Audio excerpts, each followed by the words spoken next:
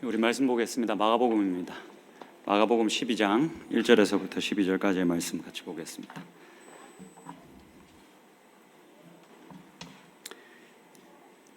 마가복음 12장 1절에서부터 12절까지의 말씀입니다.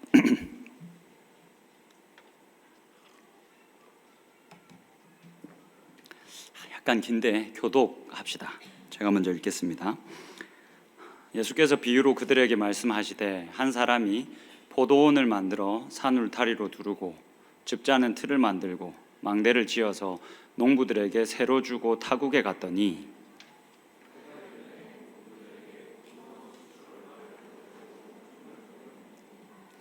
그들이 종을 잡아 심히 때리고 거저 보내었거늘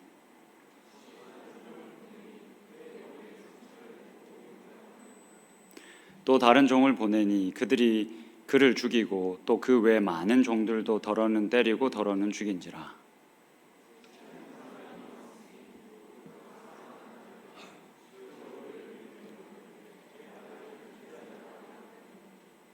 그 농부들이 서로 말하되 이는 상속자니 자 죽이자. 그러면 그 유산이 우리 것이 되리라 하고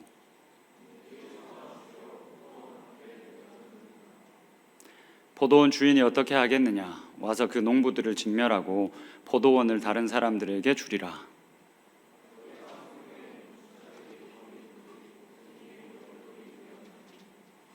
이것은 주로 말미암아 된 것이요 우리 눈에 놀랍도다 함을 읽어보지도 못하였느냐 하시니라.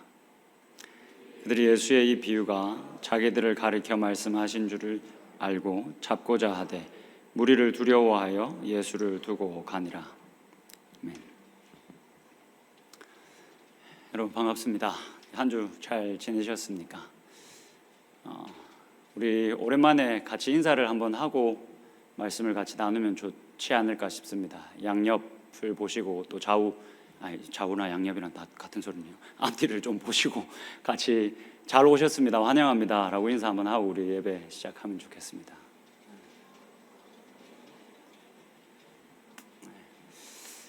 환영합니다. 같이 예배할 수 있어서 참 감사하고 또 무엇보다도 지금 대학생들은 시험 기간인 줄로 알고 있는데 몸이 많이 피곤하겠지만 같이 예배하면서 하나님께서 주시는 은혜들을 나눌 수 있으면 좋겠습니다. 부족한 잠을 여러분 여기서 채우시면 안 됩니다. 같이 말씀 나눕시다. 예수님이 이제 성전에 들어가셨습니다. 성전을 뒤엎어 버리셨습니다. 당시 성전이 굉장히 귀하게 여겨졌습니다. 이 성전이라 하면 자신들이 섬기는 신이 거하는 공간이었고 그래서 그 신을 나타내는 공간이었기 때문에 당시에는 이 성전을 아주 크고 웅장하고 화려하게 지었습니다. 그렇게 자신들이 섬기는 신이 얼마나 큰지 얼마나 위대한지를 성전을 통해서 나타내 보여주고자 했죠. 그래서 사실 당시의 성전은 굉장히 거룩하고 신성한 공간이었습니다. 약간 신성 불가침의 영역처럼 여겨졌습니다. 근데 예수님이 그 성전에 들어가셨고 그 성전에서 좀 표현이 그렇지만 뭐 난동이라고 할 수는 없지만 어떤 사람들이 볼 때는 난동처럼 보이는 일들을 행하셨습니다. 막 돈 바꾸는 사람들, 뭐 동물들 파는 사람들의 상을 막 뒤엎어 버리셨으니까요. 신성한 공간이라고 여겨진 이 성전에서 예수님이 이렇게 너무 급작스럽게 이런 놀라운 일들을 하니까 사람들이 그 모습을 보고 많이 놀랐을 겁니다. 그리고 그 모습을 보고 당연히 이런 질문이 아마 따라왔을 겁니다. 오늘 저희가 그 부분을 좀 스킵하고 12장으로 바로 왔는데 마가복음 11장 27절과 28절의 말씀을 좀 같이 보면 좋겠습니다. 오늘 본문이 나오기 전에 기록되어져 있는 본문입니다. 마가복음 11장 27절에서 28절까지의 말씀이 아마 있을 텐데 없으면 제가 읽어드리겠습니다. 잘 한번 들어보십시오. 그들이 다시 예루살렘에 들어가니라. 예수께서 성전에 거니실 때에 대제사장들과 서기관들과 장로들이 나와 이르되 무슨 권위로 이런 일을 하느냐? 누가 이런 일 할 권위를 주었느냐? 라고 물었습니다. 그러니까 성전을 중심으로 하고 성전을 중심으로 기득권을 가지고 있던 성전 지도자들, 대제사장들, 서기관들 그리고 장로들이 나와서 그 전날 이 성전에 와서 난동을 부린 예수님을 붙잡아 놓고 물은 겁니다. 도대체 무슨 권위로 이런 일을 하는 겁니까? 당신에게 누가 이런 일을 할 수 있도록 권위를 준 겁니까? 라고 물은 겁니다. 예수님이 쉽게 답을 하실 수 있었습니다. 내 아버지가 내게 이런 권위를 주셨습니다. 내 아버지 하나님이 이런 권위를 주셨습니다. 라고 간단히 말할 수 있었는데 아마도 이들이 이 대답을 받을 만한 그릇이 되지 못한다라는 걸 알고 계셨던 것 같습니다. 그래서 직접적으로 내 아버지가 내게 이 권위를 주셨습니다 라는 말을 하지 않으십니다. 그렇게 대답을 피하시고 그들에게 비유로 이야기를 하십니다. 그러니까 어디서부터 이 권위가 왔는지에 대한 답을 주시기보다 그들에게 이렇게 권위에 대해서 질문하고 있는 성전의 지도자들에게 다른 메시지를 전하기 위해서 비유를 하나 꺼내 드십니다. 여러분, 그 헬라어로 하면 이 비유가 파라볼레라고 합니다. 그러니까 파라라는 건 이게 뭐뭐의 곁에라는 전치사고 이 볼레라는 동사는 두다라는 동사입니다. 이게 합쳐져 있는 합성어입니다. 그러니까 보통 이게 비유라고 하면 두 사물을 같이 이렇게 나란히 놓고 그것을 비교해서 그 사물들의 어떠함을 드러내는 것, 그걸 이제 비유, 파라볼레라고 합니다. 예수님이 어떤 이 추상적인 진리를 이 권위를 묻고 있는 권위에 대해서 질문하고 있는 성전 지도자들에게 주고 싶으셨습니다. 근데 그게 너무 이제 추상적이니까 하나의 비유를 들어서 전달을 하고 있는 겁니다. 그 추상적인 진리를 좀 더 명확하게 하기 위해서 비유를 꺼내 드십니다. 근데 이 비유는 그 당시에 일반적으로 일어났던 일들을 이제 주로 예수님이 사용하셔서 비유로 이야기를 전달하시죠. 사실은 이제 그 예수님이 어떤 말씀을 하려고 하시는지 이 비유를 잘 들어보면 그게 확실히 쉽게 이제 깨달아져야 합니다. 근데 제가 이제 복음서에 나타나는 비유를 볼 때마다 약간 비유를 봐도 나는 모르겠는데 라는 생각들이 많이 듭니다. 오늘 본문도 마찬가지였습니다. 사실 예수님 지금 비유로 말씀하시지 않습니까? 그러면 비유는 예수님이 전하고자 하는 그 메시지를 좀 더 쉽고 명확하게 하기 위해서 사용하시는 건데 이 비유를 아무리 봐도 사실 저는 잘 이해가 안 되더라고요. 그래서 이게 내 문해력이 떨어지는 건가 라는 생각을 많이 했는데 여러분들은 어떠신지 모르겠습니다. 아마도 우리가 그 당시에 있었던 일들에 이렇게 익숙하지 않았기 때문에 문화적인 차이가 우리들 가운데 그렇게 많기 때문에 좀 우리가 비유를 들어도 이해하기 어려운 건 아닐까라는 생각을 합니다. 그래서 오늘 비유를 우리가 이렇게 같이 나눠봐도 모르겠습니다. 여러분들은 비유만으로도 예수님이 지금 이 성전 지도자들에게 어떤 말을 하려고 하시는지 지금 그리고 우리들에게 어떤 말을 하려고 하시는지를 잘 알아들으실 수 있는 분들도 있을 수 있겠지만 잘 이해가 안 되시는 분들도 있을 겁니다. 네, 그 비유를 우리가 좀 하나씩 뜯어가면서 그 의미를 좀 발견해 보면 좋지 않을까 싶습니다. 예수님이 이런 비유로 이제 시작을 하십니다. 본문 1절의 말씀을 같이 보죠.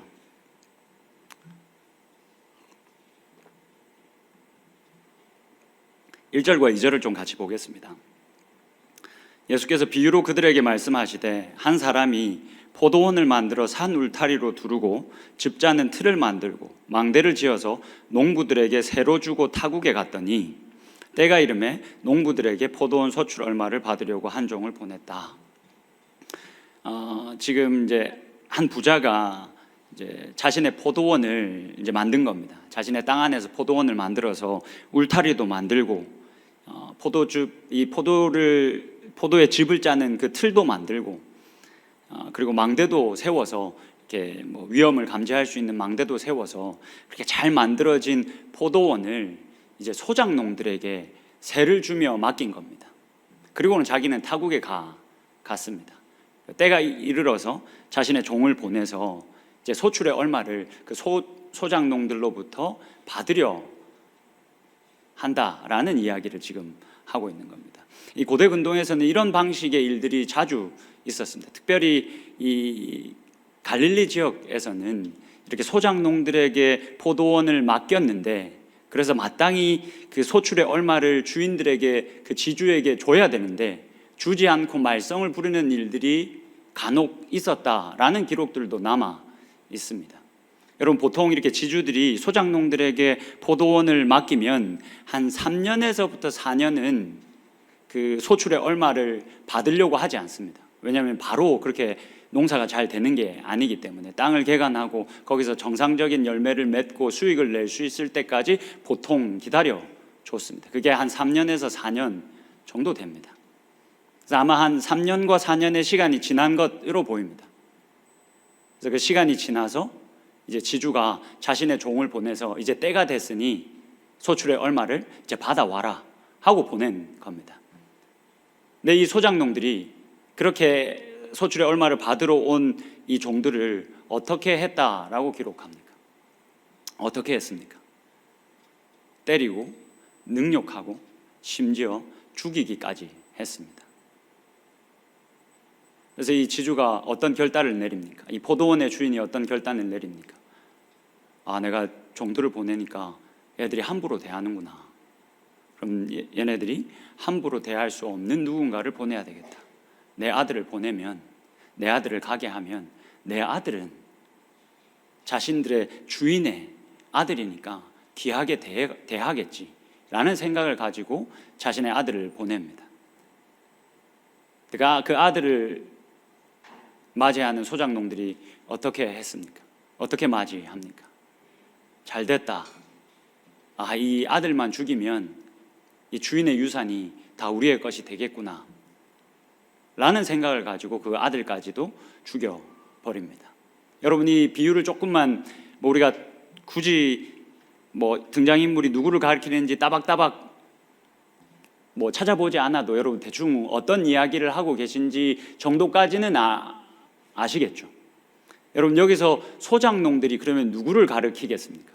지금 이 소작농들이 주인이 보낸 종도 죽이고 주인이 보낸 아들까지도 죽였습니다. 이 소작농들이 지금 누구를 가리키는 겁니까? 권위에 대해서 질문하고 있는 이 성전 지도자들을 가리키고 있는 거죠. 그들이 이 하나님의 종들, 선지자들도 죽이고 하나님의 아들 예수 그리스도도 죽일 것이다 라는 의미가 내포되어져 있는 거죠. 여기서 이 비유에서 등장하고 있는 소작농들은 이 지금 권위에 대해서 질문하고 있는 성전 지도자들을 가리킵니다. 이 비유가 이렇게 좀 끔찍하게 끝이 나고 예수님이 이 비유에 이어서 시편 118편의 말씀을 덧붙여서 이렇게 말씀합니다. 이 인용되어져 있는 이 구약의 말씀이 오늘 등장하고 있는 이 비유의 의미를 명확하게 해주기 때문에 이 시편의 말씀을 우리가 좀 유심히 볼 필요가 있습니다. 시편 118편인데 본문 10절과 11절의 말씀을 좀 같이 보겠습니다. 본문 10절과 11절의 말씀을 같이 봅시다. 지금 예수님이 이렇게 성경을 인용하고 계신 겁니다. 너희가 성경에 건축자들이 버린 돌이 모퉁이의 머릿돌이 되었나니 이것은 주로 말미암아 된 것이요 우리 눈에 놀랍도다 함을 읽어보지도 못하였느냐 하시니라. 건축자들의 버린 돌이, 건축자들이 쓸모없다라고 생각해서 그 버린 돌이 이 성전을 아주 중요하게 지탱하는 머릿돌이 되었다. 여기서 이제 그 머릿돌이다라고 번역이 되어 있는데 여러분, 이게 제가 한 번씩 이야기하는 건데 이 아치형 문 여러분 생각하시면 됩니다. 당시 이 고대 근동에서 아치형 문을 이렇게 만들었는데 이 문을 만들 때 돌들을 이렇게 쌓지 않습니까? 그래서 이 정중앙 제일 위에 있는 돌이 머릿돌입니다. 근데 이거를 건물로 이렇게 쌓아간다 생각해 보십시오. 이 머릿돌이 빠지면 이 성전이, 이 건물이 서 있을 수가 없겠죠. 그래서 이 캡스톤, 이 머릿돌이 지금 이 10절에서 나오고 있는 머릿돌입니다. 근데 이 건축자들이 이 돌이 머릿돌인데 이 머릿돌을 못 알아보고 쓸모없다 해서 내버린 겁니다. 그럼 여기서 여러분, 건축자들은 누구를 가리키는 겁니까? 성전 지도자들을 가리키겠죠.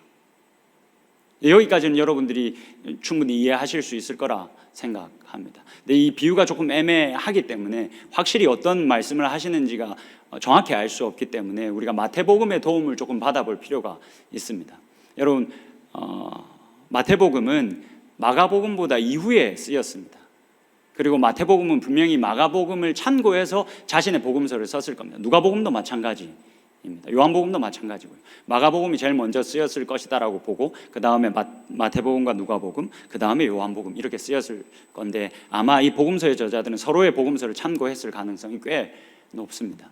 근데 마태복음을 보면 한 가지 가지는 특징이 어떤 거냐면 약간 마태복음은 복음서의 이 이야기를 모음집처럼 써놨습니다. 여러분 혹시 마태복음 13장 나름 유명한 장인데 어떤 내용이 기록되어져 있는지 아십니까? 옛날 어른들은 천국 비유장이라고 이야기합니다. 그러니까 하나님의 나라는 어떠하다라는 것을 예수님이 말하기 위해서 비유를 사용하십니다. 근데 그 비유를 사용하시는데 한 번만 사용하시지 않고 좋은 밭에 떨어진 씨 비유, 그리고 가라지 비유, 그리고 알곡의 비유, 맞나요? 하여튼 이런 비유를 연달아서 사용합니다. 그러니까 어떤 비유를 예수님이 어떤 말씀을 하시거나 비유를 사용하실 때 마태복음의 저자는 특별히 그 비유와 예수님의 말씀들을 여러 개를 모아서 한 번에 전달합니다. 오늘 이 포도원 소작농의 비유도 마태복음의 저자는 이와 비슷한 비유를 2개 더 붙여서 자신의 복음서를 만들었습니다. 그래서 덧붙여진 2개의 비유를 우리가 살펴보면 이 포도원 소작농의 이 비유가 어떤 의미인지를 조금은 더 쉽게 알 수가 있을 겁니다. 이 마태복음의 저자가 포도원 소작농의 비유를 기록하기 전에 하나의 비유를 더 기록합니다. 여러분 아마 들어보시면 아실 겁니다. 기억이 나실 겁니다. 한 아버지에게 2 아들이 있었습니다. 첫째 아들은 모범생이었고 둘째 아들은 이제 소위 말해서 날라리였습니다. 뭐 요즘 날라리라는 말을 쓰나요? 어쨌든 하여튼 이 첫째 아들은 굉장히 모범적이었지만 둘째 아들은 모범적이지 않은 아들이었습니다. 첫째 아들에게 가서 아버지가 부탁을 했습니다. 오늘 포도원에 좀 가서 일을 하고 와라. 모범적인 아들이니까 어떻게 했겠습니까? 네 아버지 그렇게 하겠습니다 라고 대답했습니다. 대답을 하고 정작 포도원으로 가서 일을 하지는 않았습니다. 둘째 아들에게 똑같이 부탁합니다. 오늘 좀 네가 가서 포도원에서 일 좀 하고 와라. 둘째 아들은 조금 삐딱하니까 바로 그 아버지에게 그렇게 말합니다. 싫습니다. 내가 왜 갑니까? 굳이 내가 왜 갑니까? 저 안 갑니다. 귀찮습니다. 그렇게 딱 잘라서 거절한 것이 아버지께 죄송했는지 마음을 뉘우치고 둘째 아들은 안 간다 했지만 가서 포도원에서 일을 하고 돌아왔습니다.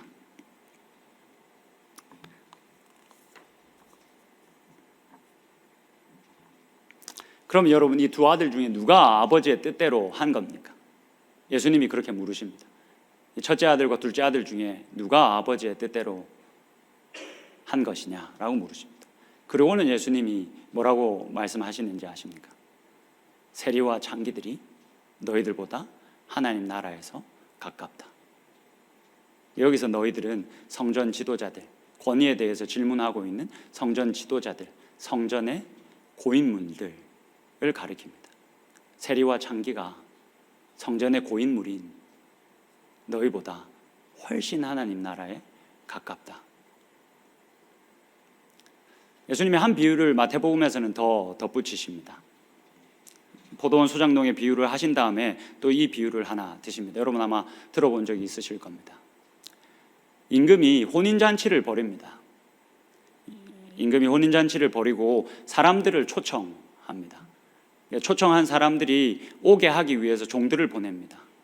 오늘이 그날입니다. 왕이 초청한 혼인잔치의 날입니다. 오셔서 참석하시지요.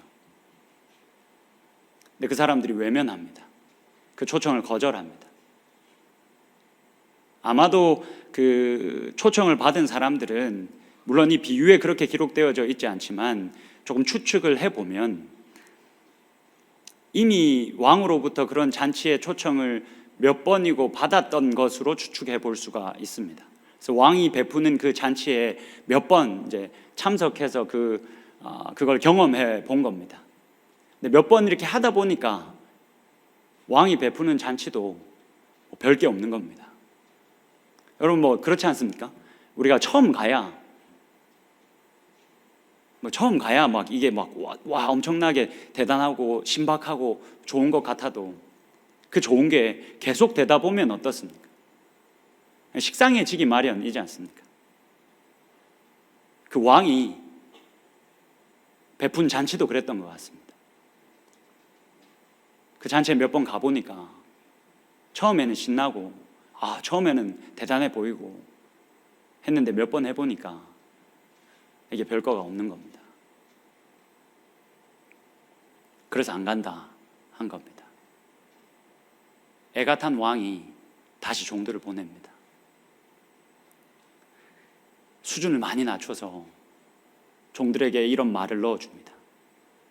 내가 당신들을 위해서 소도 잡고 여러 이 산의 진미도 준비하고 상다리가 부러질 정도로 준비했으니까 이 잔치에 참여하십시오.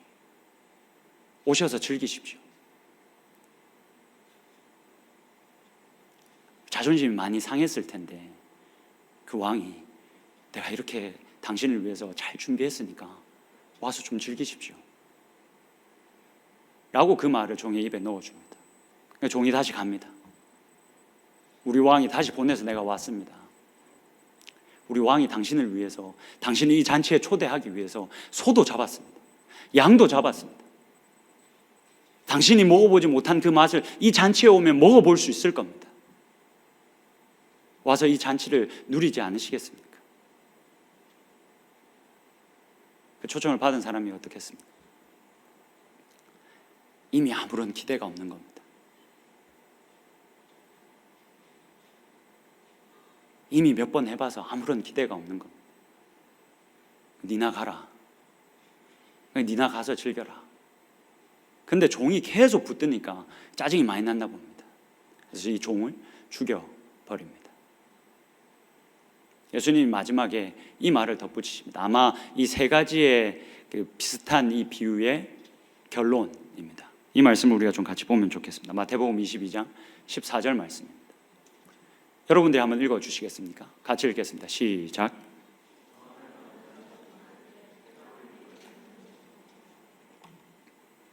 여러분, 이게 포도원 소장농 비유의 결론이다라고 보시면 되겠습니다. 마태복음의 저자는 이렇게 결론을 내고 있습니다. 청함을 받은 사람은 참 많은데 택함을 받은 자들은 적다. 여러분, 우리 다시 마가복음의 본문 그 비유로 돌아와서 생각을 한번 해보시죠. 건의에 대해서 화가 나가지고 예수님을 찾아와서 질문했습니다. 당신이 도대체 뭔데? 당신이 지금 뭐라고 이 성전을 뒤집어 엎고 이 난리를 칩니까? 당신의 거디가 어디에서부터 왔습니까? 라고 묻는 이 성전 지도자들은 이 마태복음의 해석에 따르면 어디 쪽에, 어느 쪽에 속하는 사람들입니까? 청함을 받은 사람 쪽입니까? 아니면 청함을 받고 택함까지 받은 사람 쪽입니까? 마태복음의 이 해석과 이해에 따르면 지금 그렇게 질문을 던지고 있는 성전의 지도자들, 성전의 고인물들, 너무나 많이 성전 제사에 참여해서, 수도 없이 성전 제사에 참여해서, 수도 없이 하나님의 말씀을 이야기하고 나누고 말해서 그게 이제 너무나도 식상해져 버리고 너무나도 시시해져 버린 이들이 이 성전 지도자들, 택함을 받지 못하고 청함만 받은 자들의 모습이다 라고 이야기를 하고 있는 겁니다. 여러분, 우리는 어떻습니까? 여러분들은 어떻습니까? 청함을 받은 사람입니까?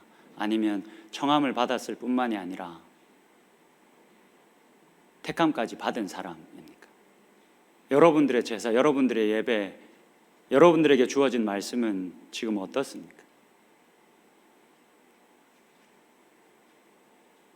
특별히 예배를 계속해서 돕고 섬겨야 되는 저와 찬양팀과 또 새가족팀, 여러분들에게 예배는 어떻습니까? 혹시 그 예배가 하나님의 말씀을 이야기하는 게 식상해져 있지는 않습니까? 우리가 예수라는 그 돌을 처음에는 보배라고 여겼는데 지금은 그냥 부딪히는 돌로, 걸리적거리는 바위로 여기고 있지 않습니까?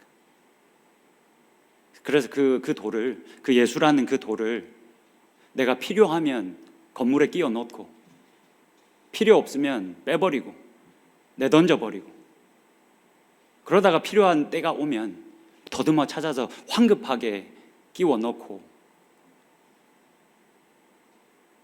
그런 건축자의 모습이 우리들의 모습이지는 않습니까? 여러분, 이게 우리가 그럴 수 있다라고 생각할 수 있습니다. 우리가 사실 여러분 매번 어떻게 드리는 예배가 감격스럽고 그 하나님을 향한 경외감이 넘쳐날 수 있겠습니까? 저도 오늘 말씀을 보면서 준비하면서 정신이 번쩍 들더라고요. 내가 지금 이 성전에 고인물된 성전 지도자들과 같지 않나? 여러분들보다 내가 훨씬 더 많은 예배에 참여하게 되니까요. 근데 여러분, 그럴 수 있다. 그럴 수 있지. 어떻게 매번의 예배에 내가 떨리고 감격하고 그 경이로움을 내가 느낄 수 있겠는가? 라는 아니란 생각이 여러분 꽤 위험한 생각이다 라는 걸 깨달았습니다. 오늘 본문의 말씀 한번 보시겠습니까? 9절의 말씀 한번 보시죠. 9절에 이렇게 기록합니다. 포도원 주인이 어떻게 하겠느냐? 이렇게 예수라는 귀중한 돌을 이제는 너무나도 식상하게 여기고 시시하게 여겨서 내게 필요 없으면 갖다 내버리고 내가 필요하면 갖다 끼우고 하는 소작농들을 포도원 주인이 보고 있으면 그 포도원 주인이 어떻게 하겠느냐? 와서 그 농부들을 진멸하고 포도원을 다른 사람들에게 주리라. 그 포도원이 귀한 것으로 여기지 않으면, 그 포도원을 그냥 아주 우습게 여기고 있으면 그 농부들을 진멸하고 포도원을 다른 사람들에게 줄 것이다. 여러분, 이거 너무 세게 말하시는 것 같지 않습니까? 그래서 저 이게 말씀을 준비하면서 굳이 이렇게까지 농부들을 죽이고 포도원을 다른 사람들에게 줄 문제입니까? 라는 생각이 들었습니다. 그만큼 심각하다는 말이겠죠. 우리에게 주어진 이 예배의 특권이라는 것, 그리고 우리들에게 너무나도 쉽게 주어져 있는 그 하나님의 말씀이라는 것을 가볍게 여기는 것, 시시하게 여기는 것, 그냥 걸리적거리는 걸로 여기는 것, 여러분들에게 이게 쉽지 않다는 걸 너무나도 잘 압니다. 옆에 사람들이 다 뛰고 있으니까, 성공을 향해서 어떤 행복한 위치로 가기 위해서 열심히 다 뛰고 있으니까 여러분들이 예수를 머릿도루로 삼고 멈춰서서 마땅한 시간을 내서 하나님을 예배하고 그 분주함을 내려놓고 하나님께 집중하면서 다시 한 번 더 하나님의 웅장하심과 크심과 그 위대하심에 반응하며 그 하나님을 예배하는 것, 이게 매주 그렇게 하는 게 쉽지 않다는 건 너무나도 잘 알고 있습니다. 옆에서 너무 바쁘게 뛰니까요. 한국은 그런 사회니까요. 근데 그게 너무 쉽지 않다는 것 저도 너무 잘 알지만, 여러분, 우리들 안에서 우리들의 예배가 시시껄렁해지는 것, 아무 기대 없이 그냥 습관적으로 마지못해 나와서 앉아 있게 되는 것, 그래서 얼른 시간이야 지나라, 어차피 드려야 하는 것, 일주일에 한 번은 드려야 하는 것, 어차피 드려야 하는 거니까 시간아 지나라 하고 앉아 있는 것, 나도 모르게 그렇게 앉아 있는 것, 나도 모르게 그렇게 내가 병들어 있는 것, 여러분, 이게 생각보다 심각한 문제일 수 있습니다. 왜 그렇습니까? 포도원의 주인이 어떻게 하겠느냐? 그 농부들을 죽이고 포도원을 다른 사람들에게 주지 않겠느냐 라고 성경이 말하고 있기 때문에 그렇습니다. 우리들에게 허락되어진 이 귀한 것이 이제는 너무 익숙해져 버려서 그냥 시시하게 여겨지고, 그래서 언제든지 빼서 갖다 버릴 수 있는 것으로 여겨지는 일들이 우리들 안에 없었으면 좋겠습니다. 어렵겠지만, 정신을 차리기가 힘들겠지만 매번 예배를 드릴 때마다 내 안에 있는 그 예배를 향한, 그 하나님을 향한 감각들을 조금 깨워서 우리의 마음을 드리며 예배할 수 있는 우리 모두가 되면 좋겠습니다. 그래서 우리가 받은 것을 하나님이 네가 이게 귀하게 여기지 않으면 내가 다른 사람에게 주겠다 라고 하는 일이 우리들 안에 없기를 소망합니다. 특별히 신앙생활을 오래 하신 분들, 여러분 이 말씀을 귀담아 들으셔야 합니다. 아무 기대가 없어져 버려서 야 어차피 다 똑같아, 야, 너무 애쓰지 마, 야 시간 지나면 너도 나처럼 돼. 여러분 이게 굉장히 위험하고 굉장히 무서운 말이다는 것을 깨달으셔야 합니다.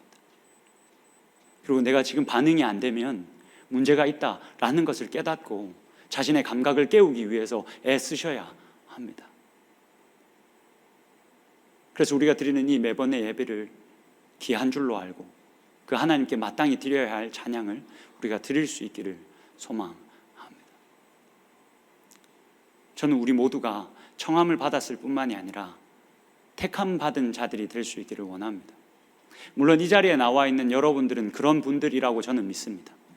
이 바쁜 세상 속에서, 특별히 남들은 지금 중간고사 준비하면서 막 정신없이 공부하고 있는 상황 중에서도 예배가 먼저 돼야 한다, 예수 그리스도가 먼저여야 한다라는 생각으로 여기에 나와 계신 분들은 청함을 받았을 뿐만이 아니라 택함을 받은 자들이라고 믿습니다.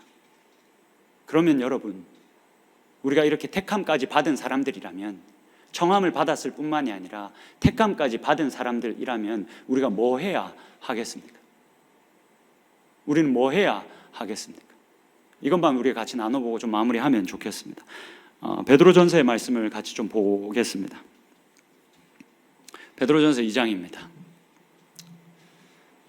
9절까지 볼 건데 여러분 이 6절에서부터 8절까지의 말씀을 잘 보셔야 9절의 말씀이 무슨 의미인지가 명확해집니다.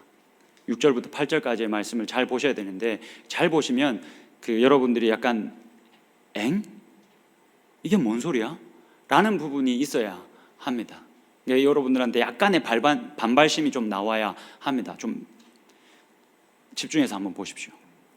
성경이 기록되었으되 보라, 내가 택한 보배로운 모퉁이 돌을 시온에 두노니 그를 믿는 자는 부끄러움을 당하지 아니하리라 하였으니.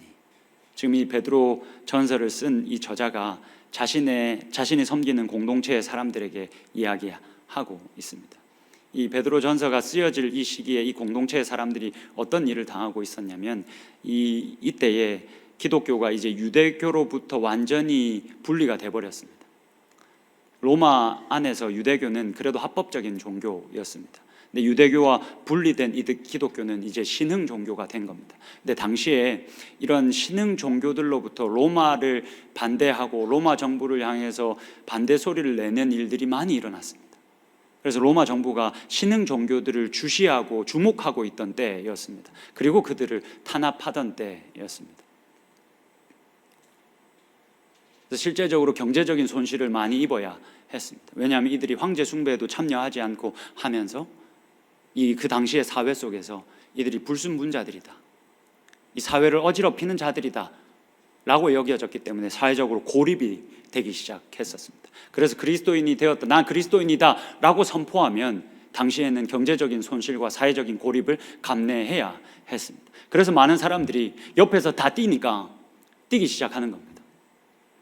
야, 이렇게 손해보는 거면 나 그리스도인 안 할래 하고 나가기 시작하는 겁니다. 한둘이 나가니까 두세 명이 나가고 세네 명이 나가기 시작하는 겁니다. 많은 사람들이 흔들려서 나가고 있는 상황에 있었습니다. 그들에게 편지를 쓰고 있는 겁니다.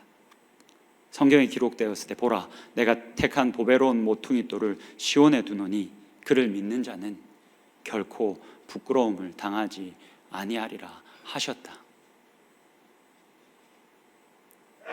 결코 그 예수 그리스도를 붙잡는다고 우리가 부끄러움을 당하는 일이 있지 않을 것이다. 그러므로 믿는 너희에게는 보배이나 믿지 않은 자에게는 건축자들이 버린 그 돌이 모퉁이의 머릿돌이 되고 또한 부딪히는 돌과 걸려 넘어지게 하는 바위가 되었다 하였느니라. 그들이 말씀을 순종하지 아니함으로 넘어지나니 이는 그들을 이렇게 정하신 것이라. 지금 하나님이 뭐 어떻게 정했다라고 합니까?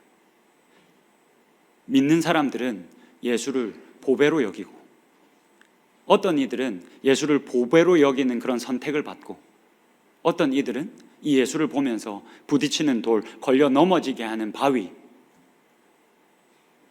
여기는 유기를 당한다. 그들을 이렇게 정하셨다 라고 말하고 있는 겁니다. 여러분, 어떤 이는 예수를 보면서 이게 정말 너무너무 귀하다, 이거는 그 어떤 것보다 귀하다라고 여기면서 보배같이 여기고, 어떤 이들은 이 예수가 너무 걸리적거리는 겁니다. 이 예수 때문에 내가 사회적으로 고립돼야 하고 경제적인 손실을 봐야 하는 정도로 예수를 보고 있는 겁니다. 어떤 이들은 선택을 받고 어떤 이들은 유기를 받는다. 하나님께서 이렇게 정하셨다 라고 말하고 있는 겁니다. 언뜻 보면 그런 말입니다. 여러분, 이걸 어떻게 해석해야 하겠습니까? 여러분, 이거 오늘 제가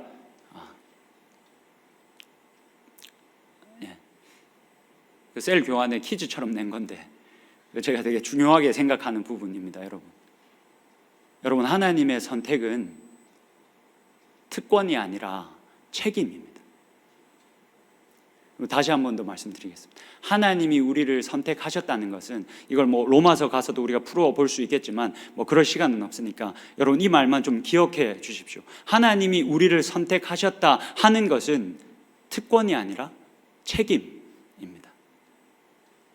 여러분, 그러면 이 하나님이 어떤 자들은 예수를 보배같이 여기게 하시고 어떤 자들은 예수를 거치는 돌, 바위처럼 여기게 하셨다, 이 무슨 말입니까? 예수를 보면 이런 두 가지의 반응이 무조건 나온다는 겁니다. 어떤 이는 예수를 만나서 예수가 보배인 걸 깨닫고, 어떤 이는 예수를 보면서 와, 이거 너무 걸리적거린다 라고 여기는 이 두 가지의 반응이 분명히 나온다는 겁니다. 이렇게 두 가지의 반응이 나온다는 걸 하나님이 너무너무 잘 아셨다라는 겁니다. 그걸 가지고 여러분 구절을 봐야 합니다. 구절을 같이 보시죠. 여러분들이 한번 읽어주시겠습니까? 여러분들은 너무나도 익숙한 말씀입니다. 같이 읽겠습니다. 시작.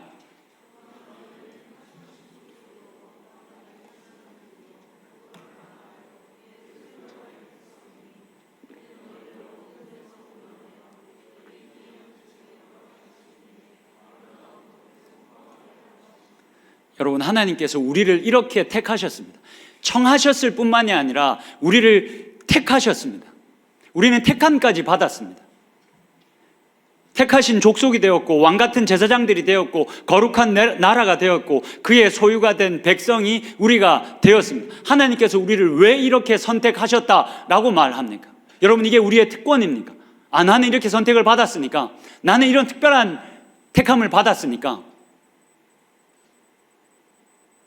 이것만 누리면 되지.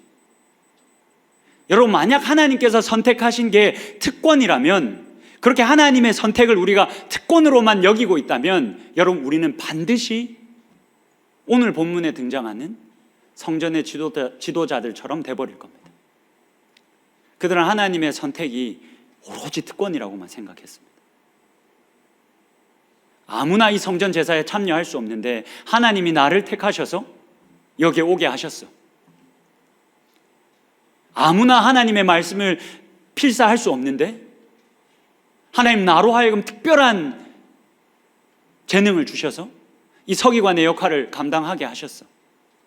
아무나 장로의 직분을 받을 수 없는데 하나님께서 나를 특별하게 여기셔서 이 장로의 직분에 세우셨어.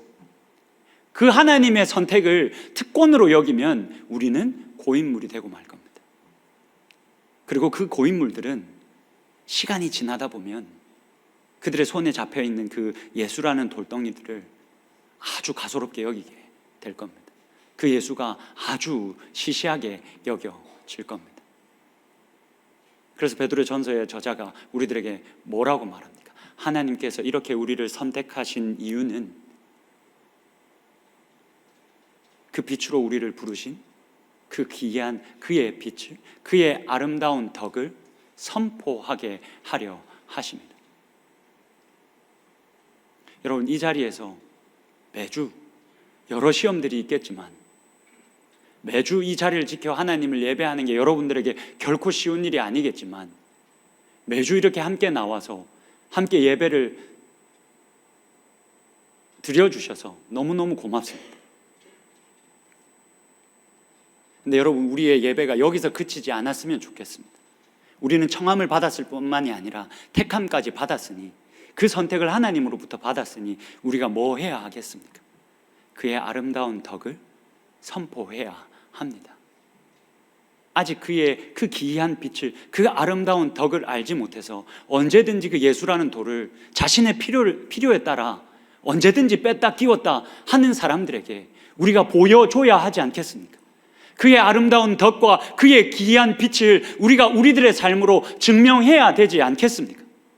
그러니 여러분, 우리가 더 열심히 일하고, 그러니 우리가 여러분 더 열심히 공부해야 하지 않겠습니까?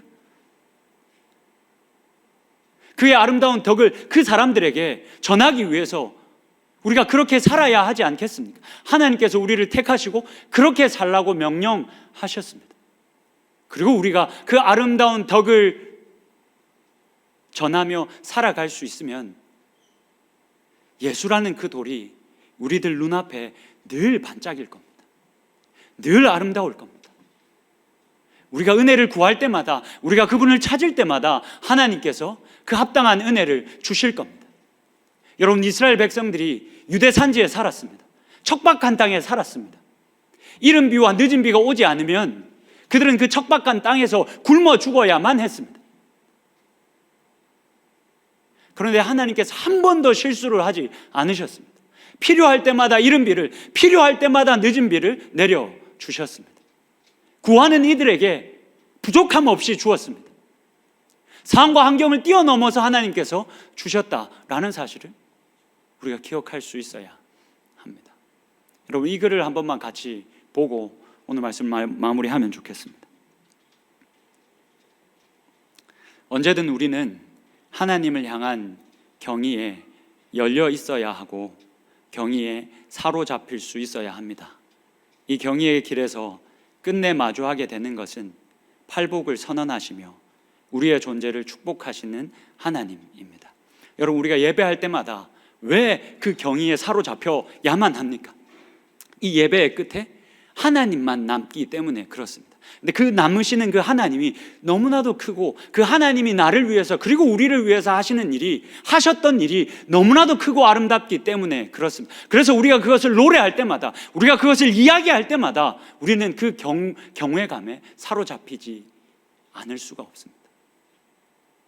문제는 우리의 예배에 하나님이 아닌 자주 우리가 그냥 나의 어떠함이, 나의 위로가, 나의 기쁨이, 나의 문제가 풀어짐이 중심을 잡고 있기 때문에 우리의 이 예배를 통한 우리의 경외감이 사라지는 건 아닐지 모르겠습니다. 이러한 맥락에서 경외의 감각을 살리는 것은 하나님을 바르게 예배하는 법, 그분에게 우리가 가진 모든 것과 우리를 드리는 법을 다시 익히는 것이라 할 수 있습니다. 우리의 영혼과 몸, 우리 자신을 하나님께 찬양과 감사의 제물로 바쳐야 한다는 바울의 말은 이와 연관이 있음에 분명합니다. 우리가 그렇게 예수가 늘 보배로운 존재로 우리들에게 인식이 돼서 우리의 삶을, 우리의 몸을 하나님 앞에 그렇게 거룩한 산제사로, 그렇게 하나님을 향한 경의와 경외와 감사와 감격과 감탄이, 그 감각이 늘 살아있어 그렇게 하나님을 같이 예배할 수 있는, 매번 우리가 이렇게 만나서 예배할 때마다 그런 경외감으로 가득하고 그런 하나님을 바라보는 영광으로 가득한 예배가 우리의 예배가 될 수 있기를 주님의 이름으로 축복합니다.